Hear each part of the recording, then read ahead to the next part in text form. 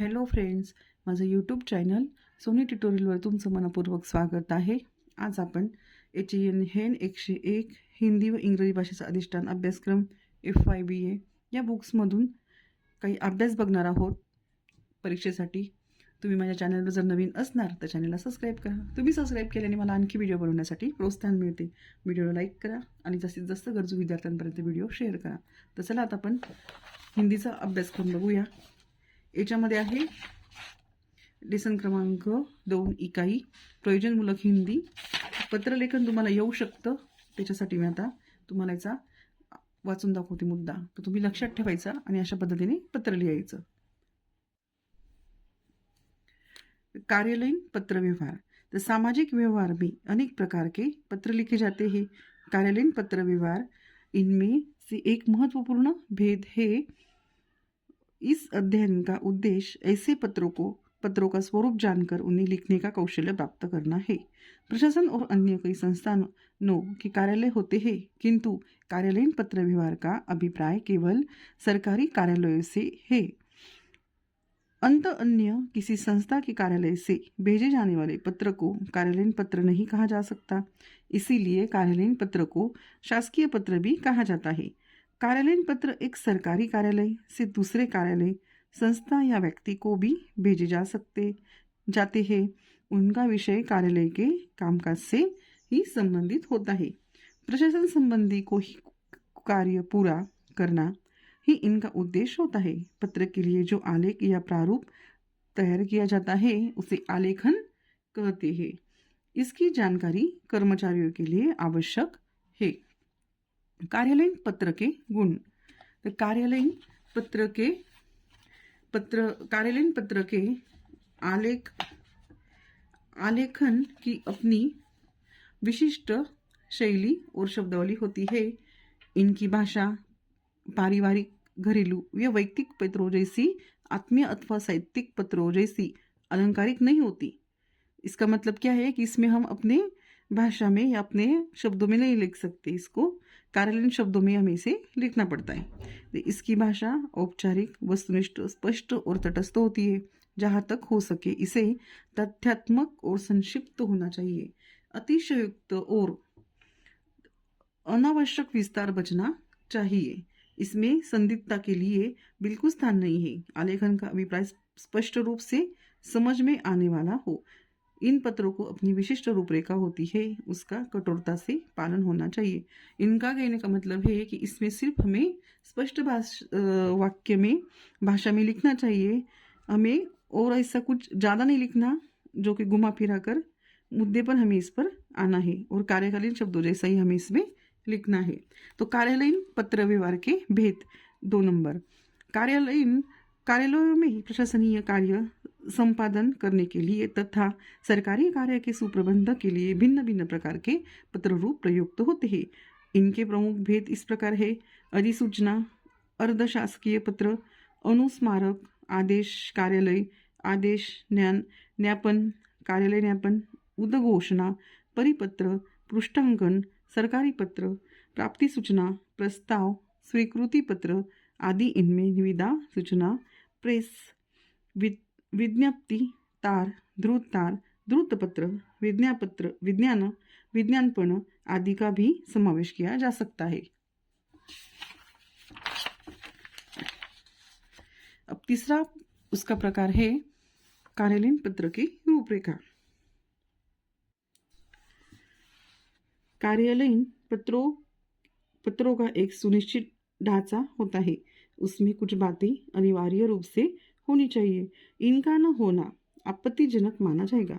1. संख्या. प्रेषक कार्यालय की पत्र संख्या पत्र में सबसे ऊपर होनी चाहिए. यह संख्या संबंधित विषय की फाइल तथा पत्रक्रम की होती है. 2. प्रेषक कार्यालय.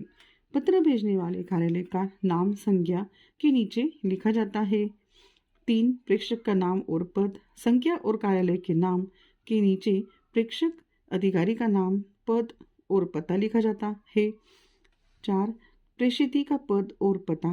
पत्र जैसे भेजा जा रहा है उसका नाम अथवा पद तथा पता लिखने से पहले सेवा में शब्द लिखकर दूसरी पंक्ति में पद पता लिखा जाता है. 5. दिनांक। पत्र के दाहिने ओर दिनांक लिखने से पूर्व प्रेषक कार्यालय के नगर का नाम पिन कोड के साथ लिखा जाता है। दिनांक में महीने की संख्या न लिखकर नाम लिखना चाहिए, जैसे 1 अगस्त 1999। 6. विषय।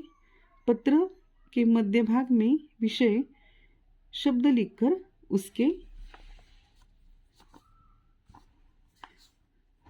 आगे विषय का उल्लेख संक्षिप्त में करना चाहिए। संपादन। विषय के नीचे बाईं ओर प्रेषित का संबोधन होता है। संबोधन प्राय महोदय महोदया होता है। निर्देश। पत्र का आरंभ करते समय पहले वाक्य में पिछले पत्र व्यवहार का संदर्भ दिया जाता है, जैसे आपकी पत्र संख्या डैश दिनांक डैश के उत्तर में निवेदन है कि डैश आपकी पत्र संख्या डैश डैश दिनांक डैश डैश का उत्तर देने का गौरव मुझे प्राप्त हुआ है। आपकी पत्र संख्या दिनांक के संबंध में अपनी विनम्र सम्मति प्रकट करना चाहता हूँ कि निर्देश। पत्र सामग्री के अंत में प्रेषक आपका विश्वास पात्र भवदीय अथवा आपका विश्वास भाजन जैसे शब्दों से स्वनिर्देश लिखता है। यह पत्र बाईं और अंत में होता है। अगला है हस्ताक्षर। स्वनिर्देश के नीचे प्रेषक के अपने हस्ताक्षर होते हैं। और अगला है संलग्न पत्र सूची। 11वां। पत्र के साथ यदि अन्य कोई पत्र आदि भेजा जा रहा है तो इसका उल्लेख पत्र के नीचे बाईं ओर संलग्न शब्द लिखकर करना चाहिए। अब हम पत्र का नमूना देखेंगे। कार्यालयीन पत्र की रूपरेखा इस प्रकार होगी। सबसे पहले क्या है? संख्या, उसके बाद प्रेषक का कार्यालय, उसके बाद प्रेषक का नाम पद, सेवा में प्रेषित का नाम पद पता, विषय इधर दिनांक, संबोधन निर्देश, पत्र का कलेवर, स्वर निर्देश और इधर हस्ताक्षर, संलग्न पृष्ठांकन। अब आगे देखते हैं। पृष्ठांकन। यदि पत्र की प्रतिलिपियां अन्य संबंधितों को भेजनी हो तो प्रतिलिपि निम्नलिखित को प्रेषित लिखकर उनके नामों का उल्लेख पत्र के नीचे होना चाहिए। पृष्ठांकन में पत्र संख्या और दिनांक दोबारा लिखा जाता है और प्रेषक के हस्ताक्षर तथा पद का नाम लिखा जाता है। प्रतिलिपि न भेजनी हो तो पृष्ठांकन आवश्यक नहीं। सरकारी पत्र। सरकार की ओर से भेजे जाने वाले सभी पत्रों को सरकारी पत्र नहीं कहा जाता। केवल उन्हीं पत्रों को सरकारी पत्र कहा जाता है जो विदेशी सरकारों, राज्य सरकारों, संलग्न या अधीनस्थ कार्यालयों, संगठनों, सार्वजनिक निकायों, आयोगों अथवा व्यक्तियों को सरकारी कार्य के लिए भेजे जाते हैं। राज्य सरकार से भेजे जाने वाले ऐसे पत्रों को भी सरकारी पत्र कहा जाएगा।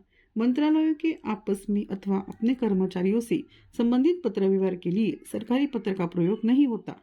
सरकारी पत्र का ढांचा मुद्दा 3 में दिए गए ढांचे जैसा ही होता है। 5वां है अर्ध सरकारी पत्र। अर्ध सरकारी पत्र को अर्धशासकीय पत्र भी कहा जाता है। इसका प्रयोग विभिन्न सरकारी अधिकारी एक दूसरे को किसी विषय पर सम्मति मांगने या देने तथा किसी सूचना के आदान प्रदान के लिए करते हैं। किसी विशेष प्रकरण की ओर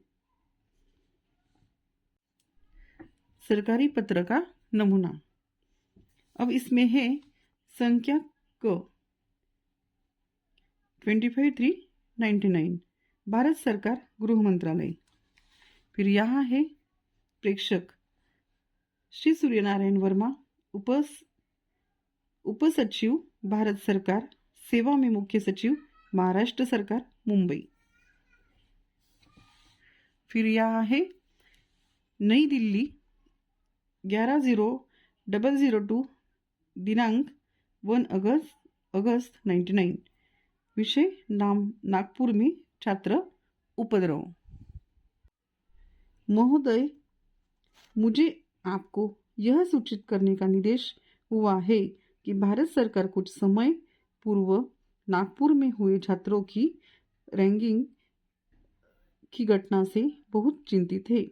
यह अनुशासनहीनता शिक्षा क्षेत्र को कुलुषित कर रही है। इससे राज्य तथा राष्ट्र के हित में नहीं कहा जा सकता। भारत सरकार का विचार है कि रैंगिंग विरोधी कानून पास किया जाए।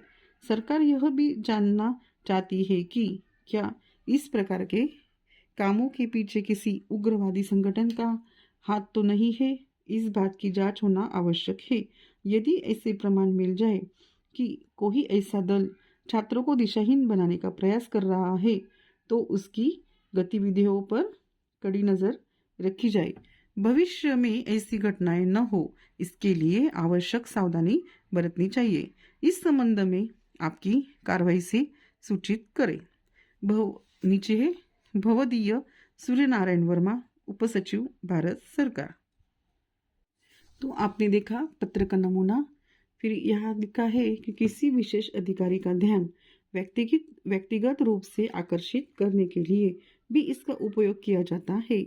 बार बार अनुस्मारक भेजने पर किसी प्रकरण में कार्रवाई नहीं हुई तो विशेष अधिकारी का ध्यान आकर्षित करने के लिए भी इसका प्रयोग किया जाता है। अर्ध सरकारी पत्र सरकारी पत्र की तरह औपचारिक नहीं होते। ऐसे ही पत्र अधिकारी के व्यक्तिगत नाम से लिखे जाते। उनका संबोधन प्रिय श्री के रूप में होता है। पत्र की वाक्य रचना उत्तम पुरुष एक वचन में होती है। स्वनिर्देश के लिए आपका अथवा आपका सद्भावी लिखा जाता है। प्रेषक अधिकारी केवल अपने हस्ताक्षर करता है, पद का उल्लेख नहीं करता। तो आप देख सकते हैं यहाँ बहुत सारे अलग अलग प्रकार के पत्रों के नमूने हैं। अगर हम सभी ले तो हमारा वीडियो बहुत बड़ा हो जाएगा। तो यहाँ मैं अब रुकती हूँ।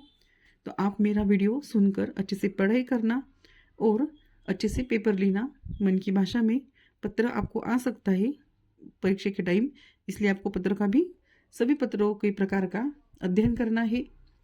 तो सभी ने अच्छा पेपर लेना है। सभी को बेस्ट ऑफ लक। और चैनल पर नए हो तो चैनल को सब्सक्राइब कीजिए। तो फिर मिलते हैं अगली वीडियो में एक नए विषय पर।